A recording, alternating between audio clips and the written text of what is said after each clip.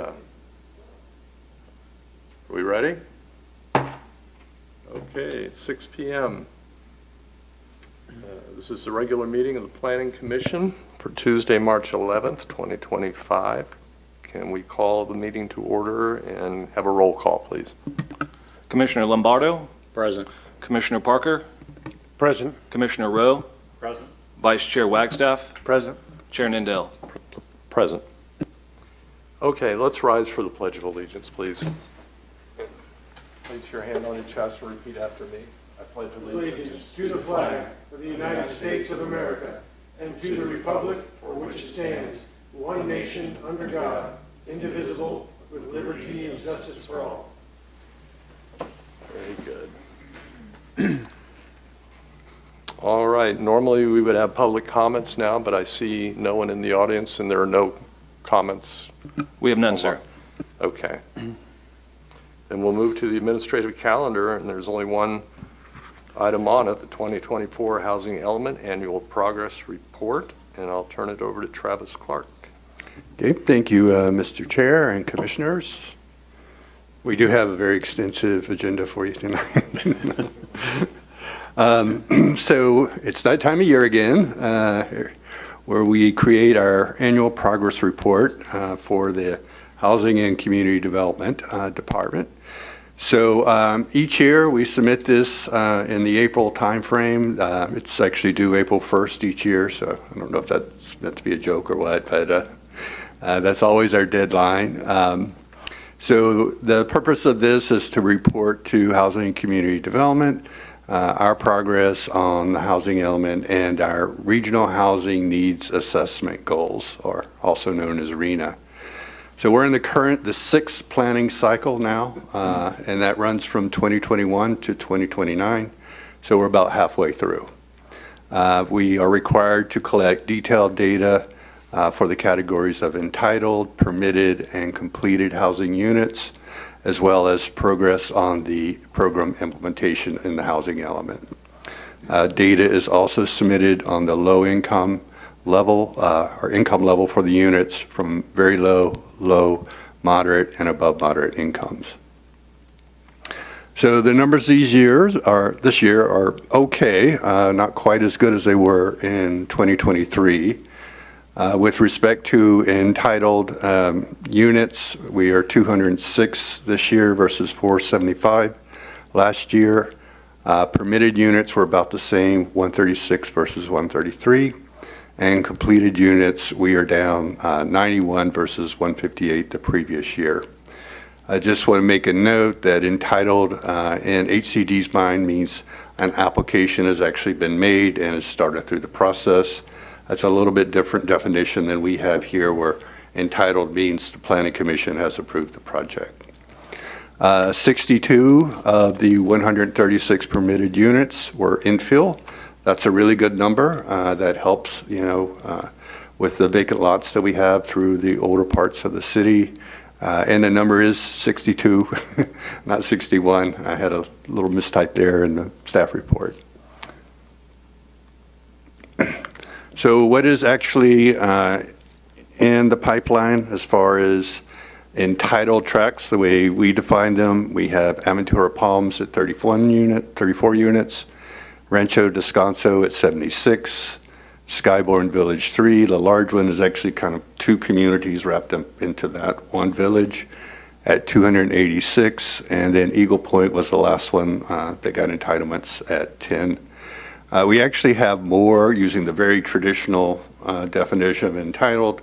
Essentially the rest of Skyborn has gone through some level of entitlements. It's just that they're required to come back to you with a development plan for each of the villages. So we actually have a lot more that are quote entitled that can come through the process. We then break down the structures by type. We had 151 single family this year that were entitled versus 431, 44 ADUs versus 16. So we are really seeing a tick up in the ADU construction within the city, and would note that 6 of those were using the city's pre-approved plans. This was one of our housing programs that made it easier for folks to build ADUs by essentially removing that cost to develop architectural plans. From duplex to quadplex, we've had 9. Nothing 5 or more as far as multifamily this past year, and 2 manufactured homes. So bouncing that against our arena allocation, we are allocated 3,873 housing units over the entire 6th cycle, 9-year period.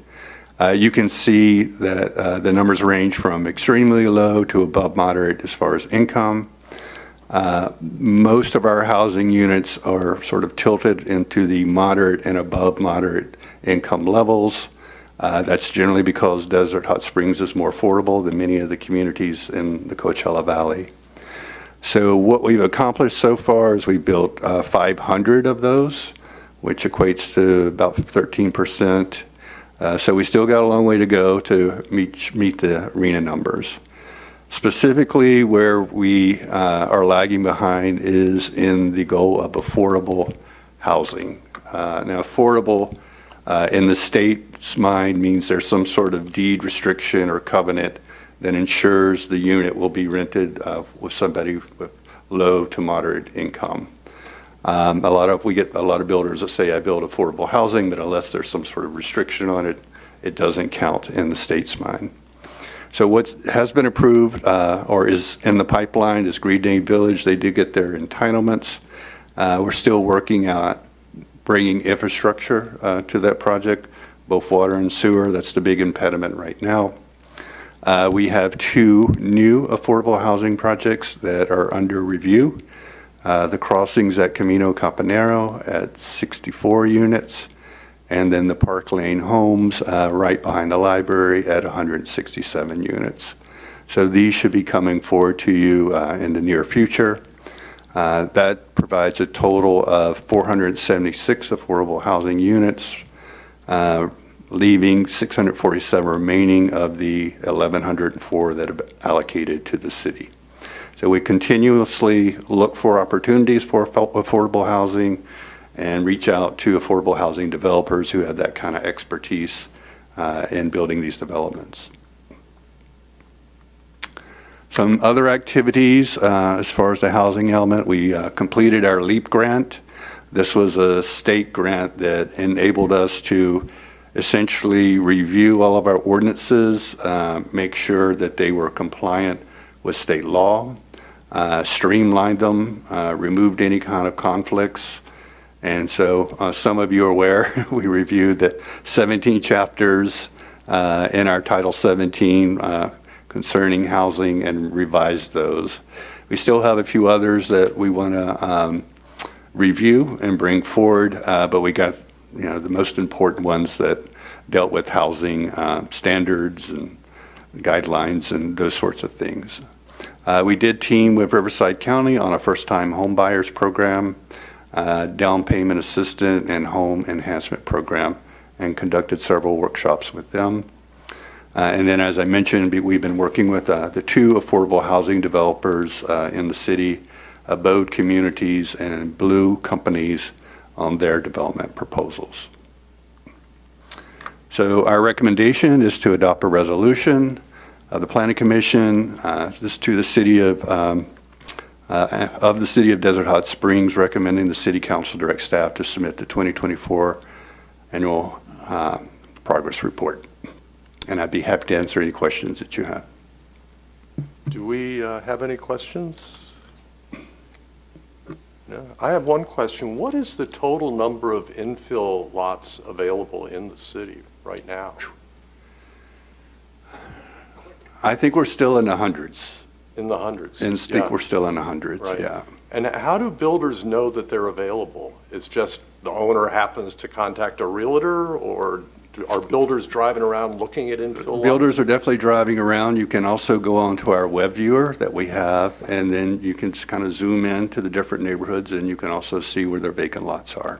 And have there been are you aware of any studies that show the effect on a neighborhood, especially like our numbered streets here, when an infill lot has a new home built on it? Is there any anecdotal evidence on what that does? There definitely is. A lot of the vacant lots, of course, become places where folks, reposit trash. We sometimes have problems with the unhoused. And every time one of those vacant lots, gets a new home on it, that tends to help the whole neighborhood.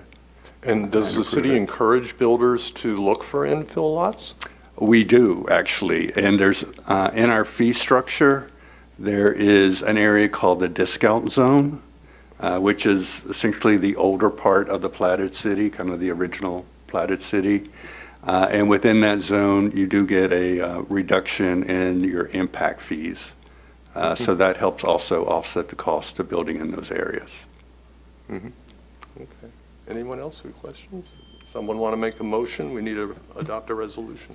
I move that we adopt a resolution of the Planning Commission of the City of Desert Hot Springs, California, recommending that the City Council adopt the Housing Element Annual Progress Report and to authorize staff to submit the APR to the Office of Planning and Research and to HCD. Okay, do we have a second? I'll second that. Okay, can we take a vote?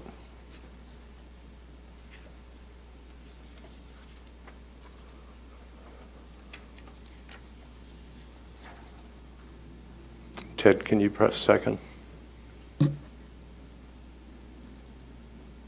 Okay.